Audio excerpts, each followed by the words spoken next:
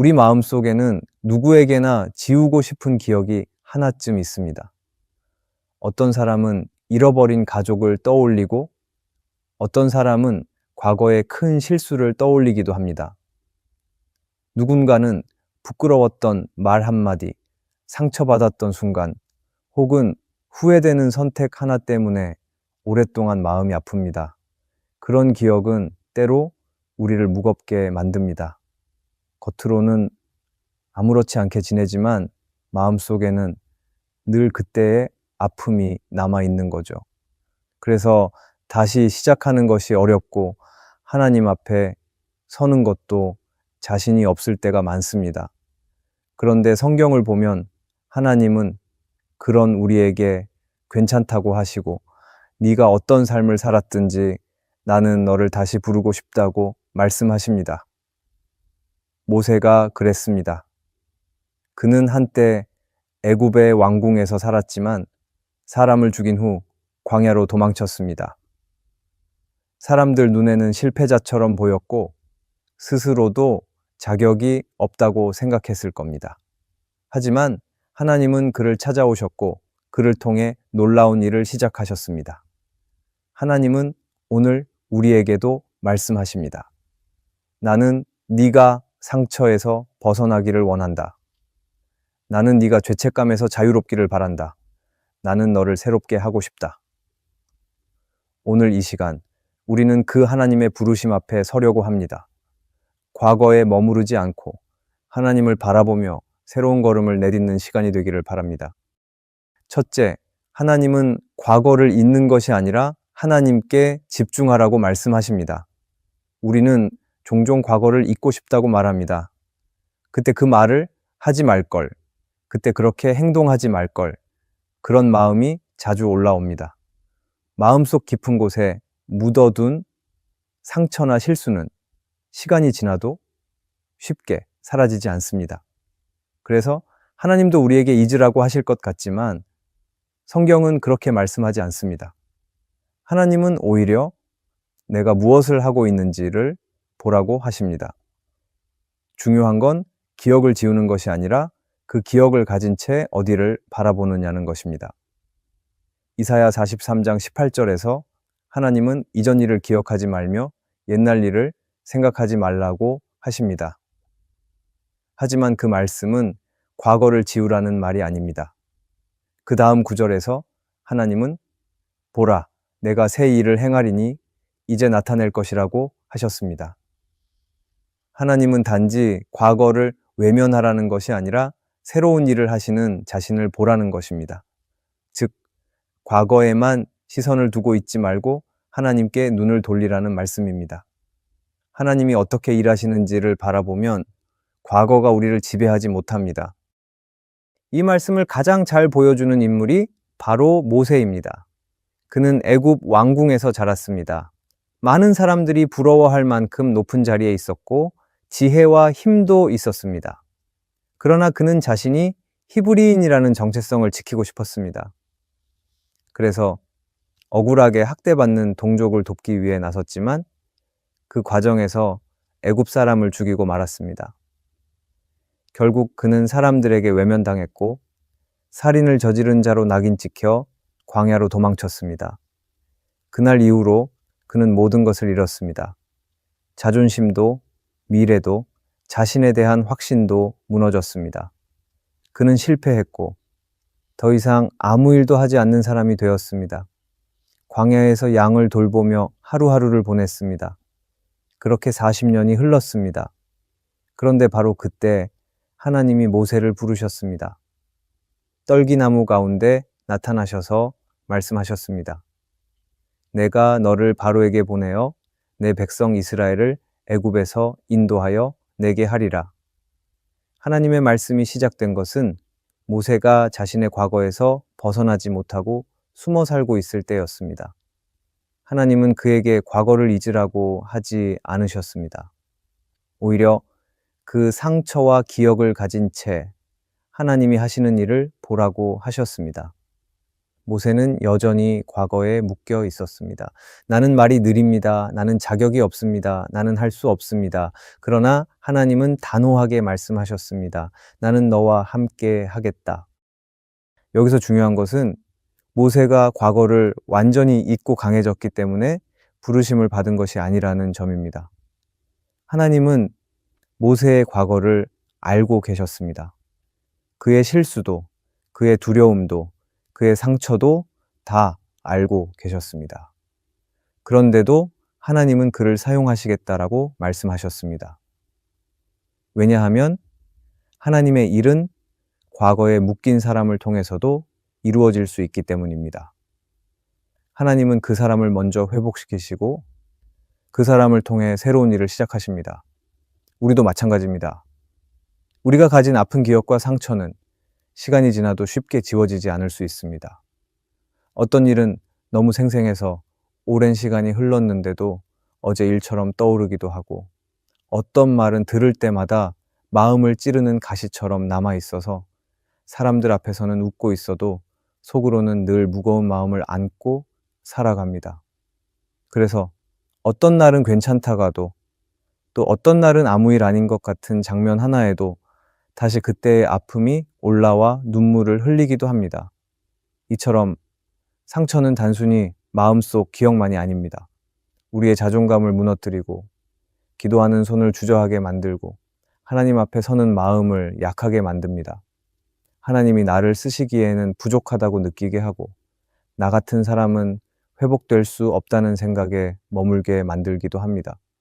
그런 마음이 오래되면 믿음도 조용히 뒤로 물러서고 삶의 중심이 점점 하나님과 멀어지게 됩니다.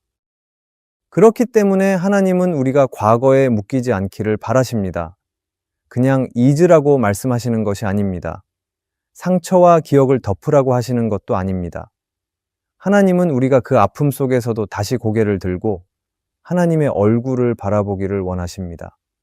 왜냐하면 우리가 그 상처를 떠안은 차에 하나님을 바라보는 순간부터 상처는 더 이상 나를 붙잡지 못하기 때문입니다. 하나님은 우리가 연약하다는 것을 아십니다. 넘어졌다는 것도, 실패했다는 것도, 지우고 싶은 과거가 있다는 것도 모두 알고 계십니다. 그런데도 우리를 정죄하지 않으시고 내가 너와 함께 하겠다고 말씀하십니다. 그 말씀이 바로 우리에게 희망이 됩니다. 상처가 완전히 사라지지 않아도 괜찮습니다. 과거를 모두 극복하지 못했어도 괜찮습니다. 중요한 것은 내가 어디를 바라보고 있는가입니다. 여전히 상처를 품고 있지만 그 상처를 안고 하나님을 바라보면 하나님은 그 자리를 회복의 출발점으로 삼아 주십니다. 우리의 눈이 과거에 머무르지 않고 하나님을 향하게 될 때 비로소 하나님이 준비하신 새로운 길이 열리기 시작합니다. 하나님은 과거에 멈춰 있는 우리에게 이렇게 말씀하십니다. 나는 너의 과거보다 크고 너의 상처보다 깊으며 너의 죄책감보다 강한 사랑을 가지고 있다. 그러니 이제 나를 바라보아라. 이 부르심 앞에 우리는 대답해야 합니다. 내 아픔이 아직 완전히 사라지지 않았더라도 그 아픔이 하나님의 손안에 있다는 것을 믿고 다시 걸어가는 것, 그것이 진짜 믿음의 시작입니다. 우리가 과거를 잊는 것이 아니라 하나님께 집중하기를 바랍니다.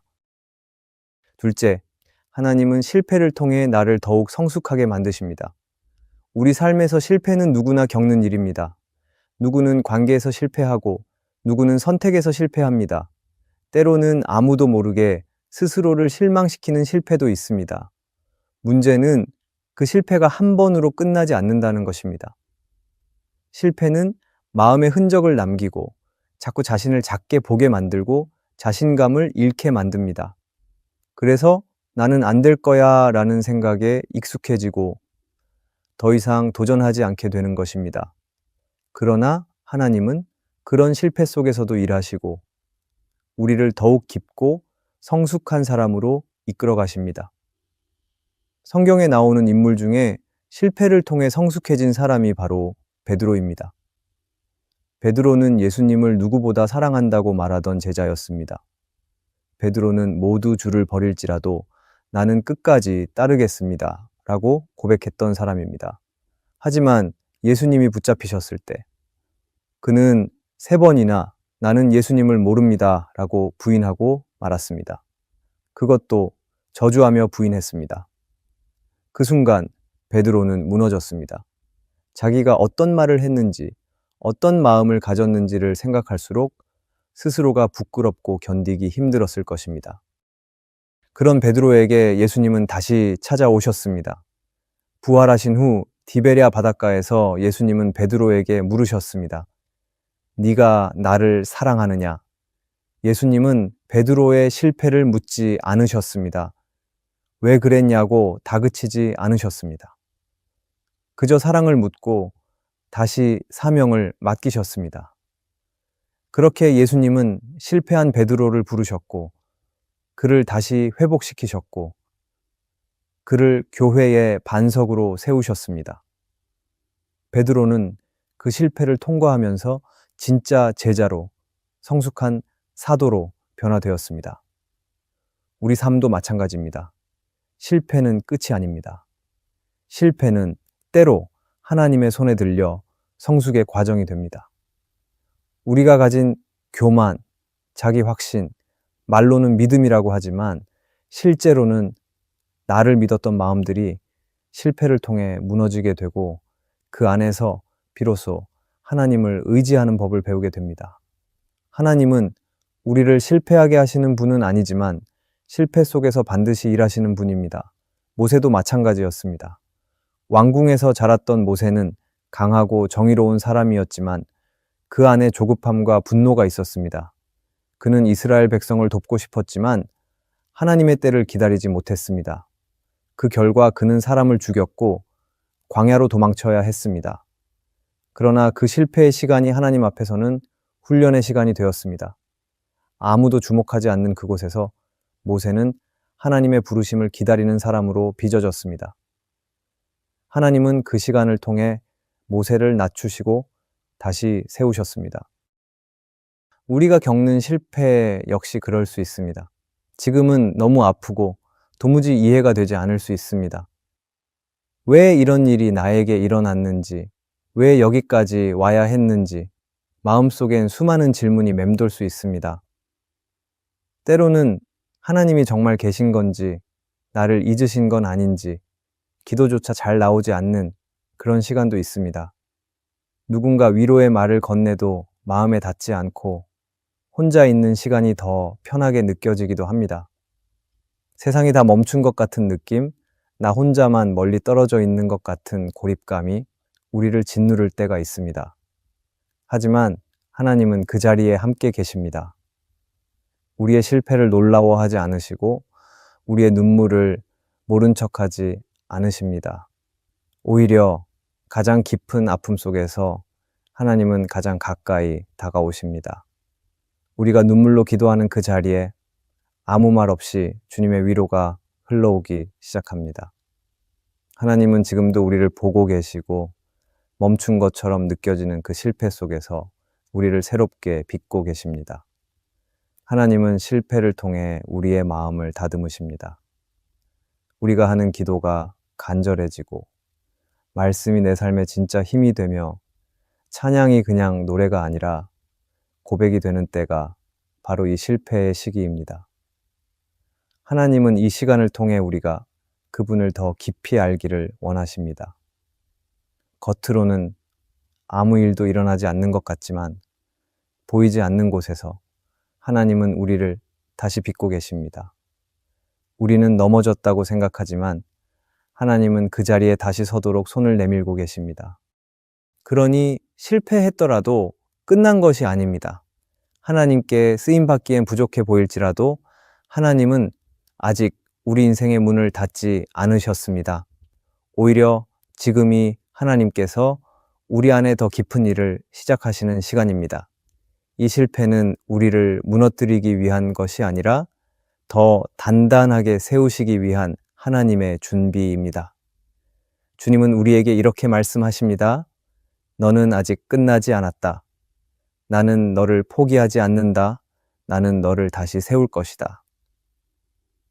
지금 그 자리에 있는 나를 하나님은 기다리고 계십니다. 나의 실패의 자리에서 하나님을 바라보기만 한다면 거기서부터 회복이 시작될 것입니다. 하나님은 실패를 통해 우리를 더욱 성숙하게 만드십니다. 그리고 그 성숙은 이전보다 더 아름다운 믿음의 열매를 맺게 합니다. 그러니 절망 속에 머물러 있지 마십시오. 하나님은 오늘도 나를 다시 일으키시려 기다리고 계십니다. 하나님은 실패를 통해 나를 더욱 성숙하게 만드신다는 것을 기억하기를 바랍니다. 셋째, 하나님은 과거를 치유하실 뿐 아니라 미래를 새롭게 여시는 분이십니다. 사람은 누구나 지나간 일에 마음이 붙잡힐 때가 많습니다. 후회되는 말, 잘못된 선택, 다시 돌아가서 바꾸고 싶은 일들이 생각날 때마다 마음이 무거워지고 주저앉고 싶어집니다. 그래서 이 정도면 됐지 하고 멈추기도 하고 하나님께서 새로운 길을 보여주셔도 나는 자격이 없어 라고 생각하며 외면하게 되는 것입니다. 하지만 하나님은 우리가 그렇게 살아가기를 원하지 않으십니다. 하나님은 우리의 상처를 그냥 덮어두시는 분이 아니라 그 상처를 고치시고 그 자리에서부터 전혀 새로운 시작을 주시는 분입니다. 하나님은 오늘 우리에게도 같은 방식으로 일하십니다. 우리가 무너진 자리에서 다시 일어나기를 원하시고 과거 때문에 멈춰선 인생의 새 길을 열어주시려 합니다. 하나님은 우리가 했던 실수들을 모른 척 하시는 분이 아닙니다. 하지만 그 실수로 끝나도록 내버려 두지도 않으십니다. 하나님은 오히려 그 아픈 자리에서 우리를 다시 부르십니다. 네가 여기까지 온 것도 알고 있다. 하지만 나는 여기서 멈추는 것이 아니라 너와 함께 새로운 길을 가고 싶다고 말씀하십니다. 이건 단지 위로의 말이 아닙니다. 실제로 하나님은 그런 방식으로 많은 사람들을 회복시키셨고 지금도 그렇게 일하십니다. 요셉은 형들에게 버림받고 노예가 되고 억울하게 감옥에 갇히는 일을 겪었지만 하나님은 그 모든 상황 속에서 그를 지키셨고 결국 애굽의 총리로 세우셨습니다. 하나님은 요셉의 상처만 고쳐주신 것이 아니라 그의 인생에 새로운 미래를 여셨습니다. 그가 형들에게 했던 말이 그것을 보여줍니다. 형들은 나를 해치려 했지만 하나님은 그것을 선하게 바꾸셔서 많은 사람들을 살리게 하셨습니다. 요셉은 과거를 기억하고 있었지만 그 과거 때문에 무너지지 않았습니다. 하나님의 계획이 더 크다는 것을 믿었기 때문입니다. 우리도 그 믿음을 가질 수 있습니다. 지금 나의 삶에 어려운 기억이 있더라도 하나님은 그것을 끝이라고 말씀하지 않으십니다. 오히려 그 순간부터 회복이 시작되기를 원하십니다. 하나님은 우리의 연약함을 부끄러워하지 않으시고 우리의 상처를 두려워하지 않으십니다. 그 상처 속에 손을 내미시고 내가 너를 새롭게 하겠다고 말씀하십니다. 때로는 우리가 생각하는 미래와 하나님이 준비하신 미래가 다를 수 있습니다. 우리는 그저 조용히 넘어가지 않기를 바라고 큰 문제 없이 살기를 바랄지 모릅니다. 그러나 하나님은 우리가 생각하는 것보다 훨씬 깊은 회복을 계획하고 계십니다. 단순히 편안하게 사는 것이 아니라 의미 있는 삶, 믿음으로 살아가는 삶, 다른 사람들을 위로할 수 있는 삶을 준비하고 계십니다. 그렇기 때문에 우리의 과거는 절대로 버려지는 시간이 아닙니다. 하나님은 그 모든 것을 사용하셔서 우리를 더 넓은 자리로 인도하십니다. 오늘 하나님은 우리에게 이렇게 말씀하십니다. 이제는 내가 너를 새롭게 하겠다. 과거에 머물지 말고 나를 따라오라. 내가 너를 위해 준비한 길이 있다. 그 음성을 듣고 한 걸음 내딛는 순간 우리의 상처는 하나님 안에서 회복되기 시작하고 우리의 미래는 하나님 안에서 열리기 시작합니다. 하나님은 과거를 치유하실 뿐 아니라 미래를 새롭게 여시는 분이십니다. 그러니 이제는 뒤를 돌아보지 말고 하나님께서 여시는 앞을 향해 걸어가야 할 때입니다. 우리의 삶은 때때로 너무 많은 상실과 상처, 죄책감으로 무거워집니다. 무엇을 잘못했는지 알고 있고 어떻게 살아야 하는지도 알지만 마음이 자꾸만 과거에 붙잡혀 앞으로 나아가지 못할 때가 있습니다. 그래서 하나님 앞에 서는 것도 다시 시작하는 것도 어려워집니다. 그러나 하나님은 그 자리에 머물러 있기를 원하지 않으십니다. 하나님은 지금도 우리를 향해 부르고 계십니다. 나는 네가 거기서 벗어나기를 원한다. 내가 너를 새롭게 하겠다. 나를 바라보아라. 하나님은 과거를 무시하지 않으십니다. 오히려 그 과거를 품으시고 거기에서부터 회복을 시작하십니다. 하나님은 상처를 기억하는 우리가 하나님을 바라보며 다시 일어서는 모습을 기뻐하십니다. 그리고 우리의 실패 속에서 자라난 겸손과 믿음을 통해 하나님은 이전보다 더 성숙한 사람으로 우리를 빚어가십니다. 지금 내 삶이 무너진 자리처럼 보일지라도 하나님은 그 자리를 끝으로 보지 않으십니다. 거기서부터 다시 걸어가기를 바라십니다. 하나님은 우리가 붙잡고 있는 과거보다 더 크신 분이십니다. 그분은 과거를 치유하실 뿐 아니라 미래를 새롭게 여시는 분입니다. 그러므로 이제는 머물러 있지 말고 하나님의 손을 붙잡고 걸어갑시다. 하나님은 지금도 우리와 함께 새로운 길을 걷기를 원하십니다. 언제나 우리와 함께 하시는 하나님을 바라보기 원합니다. 오늘의 말씀이 은혜가 되셨다면 댓글에 아멘이라고 적어주시면 감사하겠습니다. 여러분들이 남겨주시는 댓글은 정말 큰 힘이 됩니다. 그리고 여러분들이 눌러주시는 좋아요와 구독도 큰 힘이 됩니다. 오늘도 함께 해주셔서 감사합니다. 기도하겠습니다. 하나님, 내 안에 여전히 지워지지 않은 상처와 기억이 있습니다. 그 기억 앞에서 자주 주저앉고 당신의 부르심을 외면할 때가 많았습니다.